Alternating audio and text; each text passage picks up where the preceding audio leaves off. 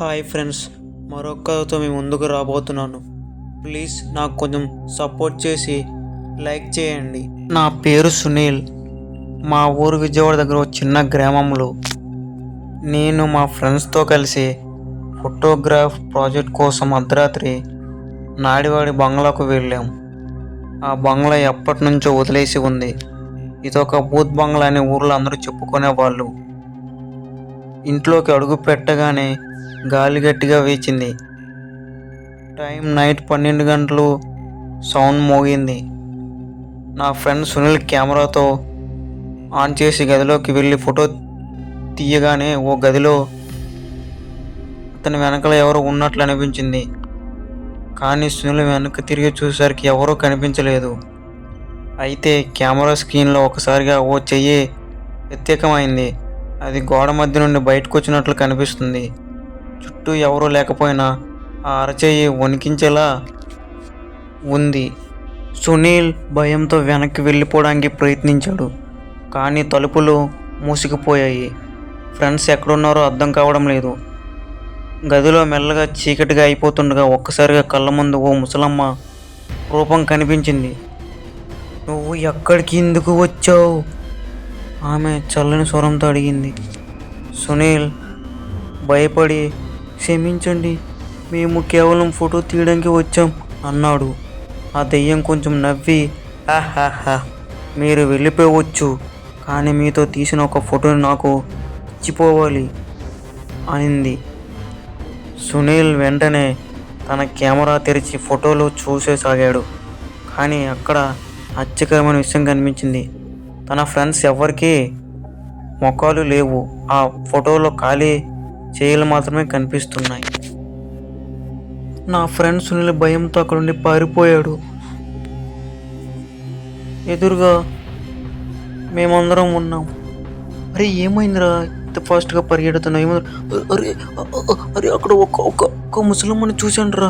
అక్కడ ఫోటో తీసినప్పుడు మీ చేయిలు ఎవరివి కనపడలేదురా. మీరు ఎటు వెళ్ళిపోయారంటే." "అయ్యో పిచ్చోడా, నువ్వు ఆ గదిలోకి వెళ్ళిపోయావు, మేము మీ సైడ్కి వెళ్ళిపోయాం. నువ్వు ఒంటరిగా ఉన్నావు కాబట్టి నీకేం కనిపించలేదు." "అరే, నువ్వేం చూసి ఏమనుకుంటున్నావురా? పద లోపలికి వెళ్ళి చూద్దాం అసలు జరిగిన కథ ఏంటో." అందరూ కలిసి ఆ రూమ్లోకి వెళ్తారు. అజయ్, రేఖ, సందీప్, మేఘ, సునీల్. ఆ రూమ్లోకి అడుగు పెట్టగానే ఒక్కసారి గాలి భయంకరంగా మారింది. గోడలపై పాత రక్తపు మరకలు కనిపించాయి.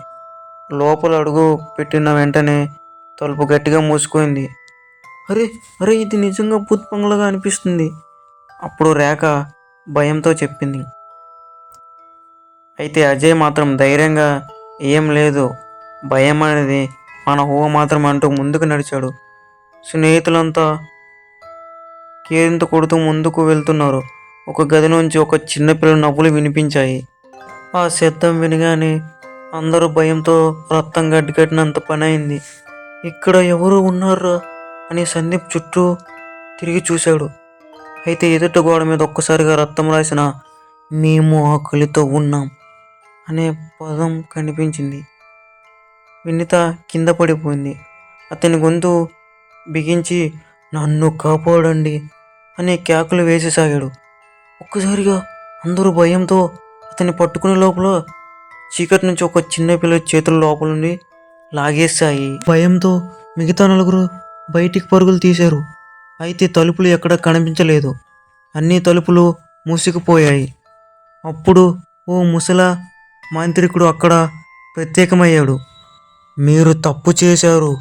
ఈ భవనం నుంచి ఆత్మని ఆకలి తీర్చకపోతే మీరందరూ మృతి చెందుతారు" అని అతను చెప్పాడు. "ఆకలి తీర్చడం అంటే?" అన్నీ మేమే భయంతో అడిగి. "ఇక్కడ గతంలో చనిపోయిన అనాథ పిల్లల ఆత్మల ఆహారం కోసం అన్వేషిస్తున్నాయి. వారి ఆకలి తీర్చకపోతే మీరందరూ మిమ్మల్ని విడిచిపెట్టి చనిపోలేని మాంత్రికుడు చెప్పాడు." 5 నిమిషాల పాటు చీకట్లో వారి చుట్టుముట్టింది. పిల్లలు భయంకరమైన అరుపులు వినిపిస్తున్నాయి. అందరూ మంత్రాలను జపిస్తూ యాంత్రికుడితో కలిసి ఒక ప్రదక్షిణ చేయడం ప్రారంభించారు. ఒక్కసారిగా ప్రదక్షిణ పూర్తయిన వెంటనే మంట ఒక్కసారిగా వెలిగి పిల్లల దెయ్యాల అరుపులు తగ్గిపోయాయి. తలుపులు తెరుచుకున్నాయి. అంత వెంటనే బయటికి పరుగులు తీశారు. కానీ వెనక్కి తిరిగి చూసినప్పుడు మాంత్రికుడు కనబడలేదు. రాత్రి గడిచిపోయిన సునీత జాడ మాత్రం కనబడలేదు. పోలీసుల సాయంతో అనేక రోజుల పాటు అన్వేషణ ఎక్కడ అతని వినిత జాడ మాత్రం ఎక్కడా కనిపించలేదు. అయితే కొన్నాళ్ళ తర్వాత ఆ భవనం గోడపై రక్తపు మార్కతో రాసిన ఒక వాక్యం కనిపించింది. ఆకలి ఒకరి ఆకలి తీర్చింది, కానీ ఇంకొకరి ఆకలి మళ్ళీ వేస్తుంది.